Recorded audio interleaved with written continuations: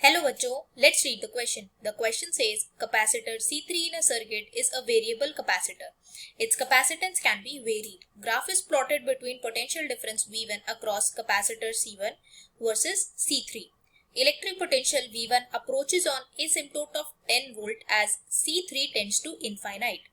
तो हमें यहाँ एक सर्किट गिवन है.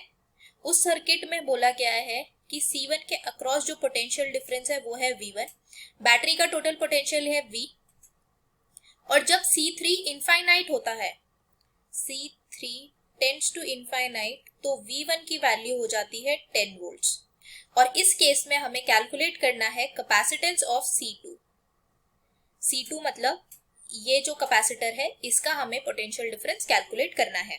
और हमें एक ग्राफ गिवन है V1 और C3 के बीच में, जो कि एक वेरिएबल कैपेसिटर है.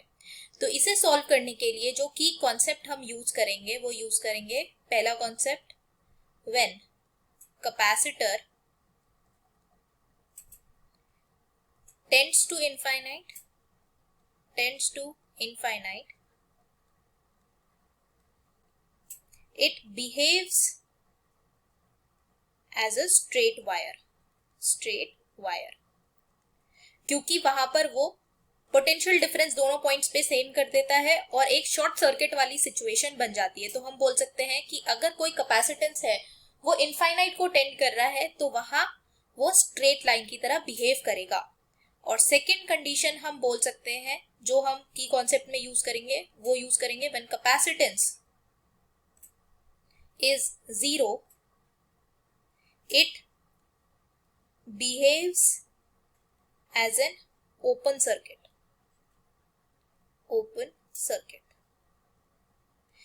Just consider कि यहाँ अगर ये C3 जो है ये 0 होगा, तो C2 और C3 का अगर हम नेट कैपेसिटेंस निकालें तो वो आएगा C2 प्लस C3, क्योंकि ये दोनों पैरेलल में है.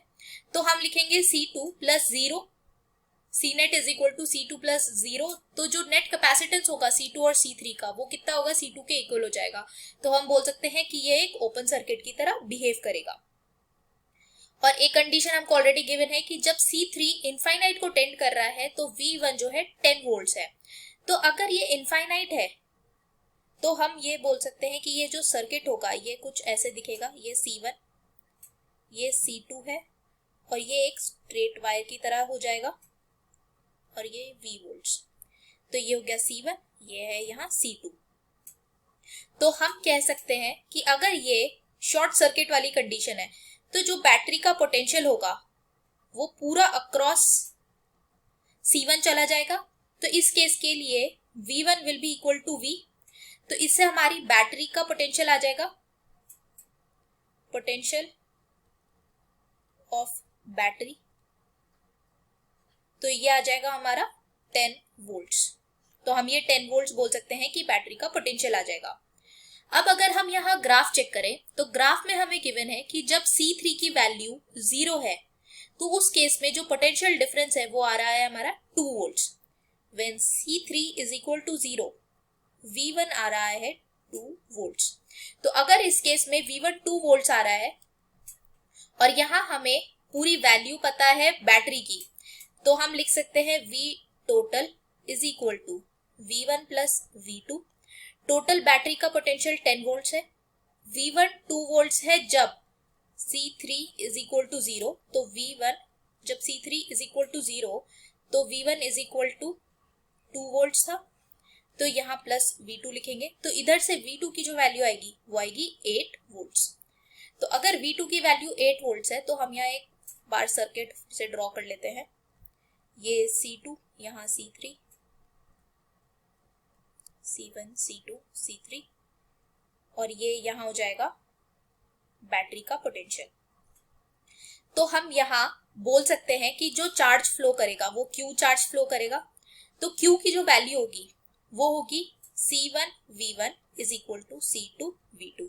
V2 वो पोटेंशियल होगा जो C2 के अक्रॉस होगा इस केस के लिए जब C3 0 है. तो अगर C3 0 है तो इस केस में हम इसे कंसिडर कर सकते हैं कि ये यहाँ ओपन सर्किट की तरह बिहेव करेगा. तो अगर ये ओपन सर्किट की तरह बिहेव कर रहा है तो हम C1 V1 equal to C2 V2 लिख सकते हैं, which is equal to charge. तो C1 की वैल्यू C1 लोड कर लेते हैं। V1 अभी यहाँ हमें ग्राफ से पता चला था कि 2 वोल्ट्स है, that is equal to C2। V2 की वैल्यू 8 वोल्ट्स यहाँ हमने कैलकुलेट करी, तो इससे हम कह सकते हैं C1 is equal to 4 times of C2। ये हो जाएगी हमारी फर्स्ट इक्वेशन। अब वापस से हम ग्राफ चेक करते हैं। ग्राफ में नेक्स्ट पॉइंट जो हमें गिवन है वो गिवन है C3 is equal to 6 microfarad and V1 is equal to 5 volts, तो ये 5 वोल्ट्स है। तो यहां हम लिख लेते हैं C3 is equal to 6 microfarad and at that time V1 is equal to 5 volts. जब V1 की वैल्यू 5 वोल्ट्स है तो वापस से हम इसे सर्किट को फिर से ड्रॉ कर लेते हैं, क्योंकि यहाँ अब C3 की कुछ वैल्यू है।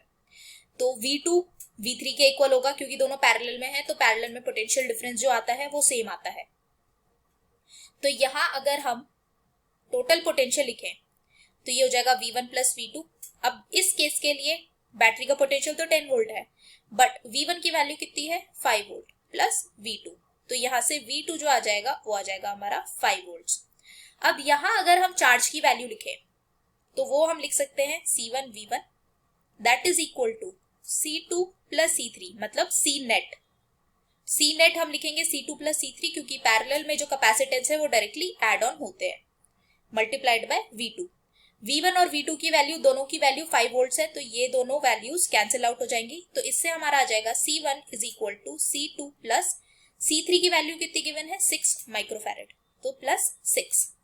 ये आ गई हमारी दूसरी इक्वेशन। अब from first and second equation अगर हमें C2 की वैल्यू कैलकुलेट करनी है तो हमें C1 को रिप्लेस करना होगा 4C2 से, तो हम यहाँ लिख सकते हैं 4C2 is equal to C2 plus 6। तो इधर से आ जाएगा हमारा 3C2 is equal to 6 and C2 is equal to 2 microfarad. तो हमारी जो C2 की वैल्यू आई है वो कितनी आई है 2 माइक्रोफैरेड। तो सेकेंड कैपेसिटर की जो वैल्यू है वो है 2 माइक्रोफैरेड। तो जो करेक्ट ऑप्शन है वो है option first, 2 microfarad. I hope you understood this well. Thank you so much. All the best.